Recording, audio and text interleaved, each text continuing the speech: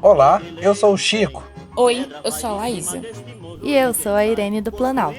E nos juntamos para realizar a leitura do TCC do Chico, Se o Grileiro Vem, Pedra Vai, e disponibilizarmos em formato de podcast. Durante a pesquisa de campo que resultou nessa monografia, ouvi de diversos interlocutores que tinham um certo receio, uma tensão com a presença de pesquisadores, pois muitos vinham, recebiam atenção e carinho na forma da partilha de um cobertor para dormir, um prato de comida, água fresca ou mesmo em entrevistas e respostas a formulários. E depois, esses mesmos pesquisadores iam embora e não forneciam nenhuma devolutiva, nenhuma notícia dos resultados. Parte disso se deve ao fato de que a maioria dos produtos de pesquisas científicas ainda estão disponíveis somente em texto, o que torna a barreira da leitura um imperativo. Tentando romper com esse ciclo, botei no cronograma de pesquisa que disponibilizaria o meu texto em áudio. Mais recentemente, com alguns desdobramentos da pesquisa, a exemplo das publicações em jornal, percebi que era necessário mais, disponibilizar conteúdo formativo e informativo sobre a comunidade da maneira mais abrangente possível. Comecei pela reportagem da Agência Pública, na qual participei como pesquisador de campo. Depois foi a vez do clássico livro de Mari Baiocchi sobre o achamento da comunidade calunga nos anos 80, seguido do livro de Aldo Soares, que conta a história institucional da luta pela terra promovida pelos calungas até a década de 90. E mais recentemente, a matéria da revista Cenarium, sobre a reintegração de posse de parte da Bonito. Agora chegou a vez da monografia. Espero que o resultado desse esforço coletivo seja proveitoso e que sirva de convite para mais e mais pessoas discutirem a questão agrária, a estrutura fundiária brasileira e principalmente o racismo. Pois, como disse Angela Davis, não basta não ser racista, é preciso ser ativamente antirracista. Fiquem com a leitura da monografia nas vozes deste autor e das incríveis Laísa Fernanda e Irene do Planalto. Pedra vai de cima deste morro, ninguém sai. Ao grileiro nós vamos resistir. Todo o povo daqui vai descer e uma ordem geral vai partir, que é botar o grileiro pra correr. Oi, grileiro, vem. Pedra vai de cima. Apresentação da monografia. Esse texto é um dos produtos da pesquisa que comecei ainda em 2020, quando decidi que o meu tema seria grilagem de terras. A história contada aqui ainda está tendo desdobramentos, tornando necessário retificações futuras. Esse é um trabalho sobre o processo de grilagem de terras no Sítio Histórico e Patrimônio Cultural Calunga, no Nordeste goiano. O ouvinte encontrará nas páginas que seguem uma narrativa que se confunde com o realismo mágico latino, em que mortos negociam terras, operam milagres, encontram irmãos que nunca existiram, etc. Contada a partir das experiências de um jovem universitário branco que reconhece os privilégios trazidos por essa cor de pele. Meu objetivo é olhar para esse processo por um prisma antropológico, narrar com precisão todo o caminho que percorri até o momento, passando pelas comunidades Boa Sorte, Bonito, Buriti Velho, Buritizinho, Congonhas, Pé do Morro, Prata, Redenção e Salinas, descrevendo com minúcia os indícios de grilagem encontrados nos processos analisados, as incursões a campo, as horas de entrevista, etc. Apesar de um recorte espacial pequeno, cerca de 38 mil hectares que compõem a Fazenda Bonito, os fatos aqui registrados refletem a afirmação de que a história brasileira é, na realidade, uma história de luta pela terra. Uma vez me disseram que não descrevemos um texto pelo que ele não é ou não tem, mas acredito que aqui há necessidade, dada a multidisciplinaridade inerente do processo de grilagem e do caso estudado. O ouvinte não encontrará aqui um estudo sobre comunidades negras rurais, comunidade calunga e ou conflitos internos relacionados à regularização fundiária, pois pude observar apenas um pequeno recorte dessa realidade, e já existem ótimos trabalhos sobre esses temas, escritos pelos próprios quilombolas, a exemplo de Vilmar Costa, Versilene Dias e Lorivaldo Souza.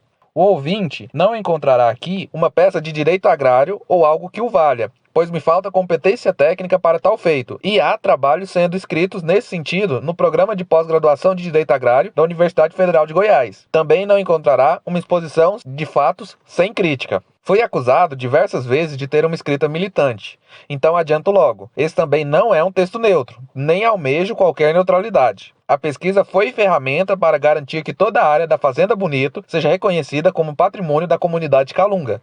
Opa! Agora você vai ouvir a primeira citação direta do texto. Repare que colocamos um efeito de reverberação no fundo. Sempre que ouvir algum trecho com esse efeito, saiba que se trata de uma citação direta. Todas as referências estão disponíveis na descrição do podcast, assim como o texto completo da monografia. Como ensina Abdias do Nascimento. A chamada neutralidade científica funciona como máscara para o preconceito eurocêntrico, exatamente como o chamado universalismo. Tem sido um disfarce para a imposição do sistema de valores europeu sobre outros povos do mundo. E complemento com a constatação do professor Clóvis Moura. Estudos acadêmicos, ao invocarem uma imparcialidade científica inexistente nas ciências sociais, assessoram, de certa maneira, embora de forma indireta, a constelação de pensamento social racista que está embrincado no subconsciente do brasileiro médio. Essa ciência, quase toda ela estruturada através de modelos teóricos e postulados metodológicos vindos de fora, abstém-se de estabelecer uma praxis capaz de determinar parâmetros conclusivos e normas de ação para a solução do problema racial brasileiro nos seus diversos níveis e implicações. Me aproximei da comunidade e fiz amigos no campo. Me indignei quando as invasões voltaram a ocorrer no território. Criei laços que vão além da escrita de um trabalho acadêmico. Pude colocar em prática tudo o que aprendi na universidade, e a militância da minha escrita parece não ter prejudicado os resultados, dado que produtos dessa pesquisa foram validados por técnicos do Ministério Público Federal. Cabe um breve agradecimento a esses amigos que encontrei no campo e fora dele, pois se não fossem essas pessoas, essa pesquisa não seria possível. Agradeço aos calungas, em especial Dona Antônia e Valdir, que me receberam em suas casas todas as vezes que estive em campo. Agradeço ao professor Rogério, em nome dos bons servidores públicos que compõem o Instituto Nacional de Colonização e Reforma Agrária, o Serviço Florestal Brasileiro e o Ministério Público. E, com muito carinho e admiração, ao Durval Mota, co-orientador dessa pesquisa, grande amigo e velho guerreiro de causas pelas quais vale a pena lutar. Dito isso, apresento brevemente a estrutura do texto, que conta com uma introdução, 5 capítulos curtos e alguns anexos. Peço que não se assuste ao ver quase 170 páginas em uma monografia. De textos, são pouco mais de 80. As outras são anexos que comprovam os fatos narrados. A divisão do texto foi inspirada no livro Grilagem, Corrupção e Violência em Terras Carajás, apresentando na introdução a motivação da pesquisa e os pressupostos iniciais. No primeiro capítulo, o que é grilagem de terras. No segundo, as possibilidades de análise a partir da antropologia. No terceiro, a apresentação do estudo de caso. No quarto, as personagens dessa história. No quinto, os desdobramentos e as formas de resistência. Os anexos são citados ao longo do texto e aparecem todos juntos depois da bibliografia. Importante destacar que essa monografia está disponível em áudio. Opa! Durante os episódios, vocês vão ouvir alguns comentários e histórias na voz dos próprios interlocutores dessa pesquisa. A seguir, o primeiro fragmento da entrevista com Dona Antônia, trabalhadora rural, moradora da beira do Paranã, que reforça a necessidade de superar a barreira da leitura. E se precisar da palavra da gente aí também, a gente vai para dar uma força, tá bom? Eu não dou força por letra, porque eu não entendo de letra nenhuma, mas da palavra, o pouco que a gente entende, a gente representa aí com ela.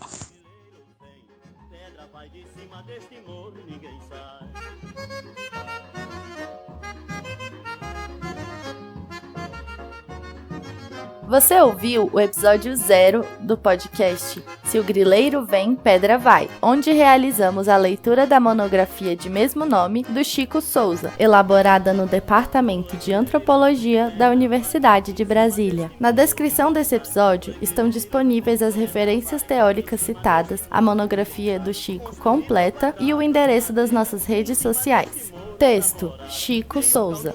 Vozes: Laísa Fernanda Alves da Silva, Irene do Planalto Chemin e Chico Souza. Consultoria de podcast: Irene do Planalto Chemin. Edição e montagem do som: Irene do Planalto Chemin. Fotos: Durval Mota e Chico Souza. Identidade visual: Alex Nogueira. Divulgação e mídias sociais: Laísa Fernanda Alves da Silva. A música tema é Grileiro Vem, Pedra Vai, do Centro de Cultura Popular. De cima deste morro ninguém sai, de cima deste morro ninguém sai, de cima deste morro.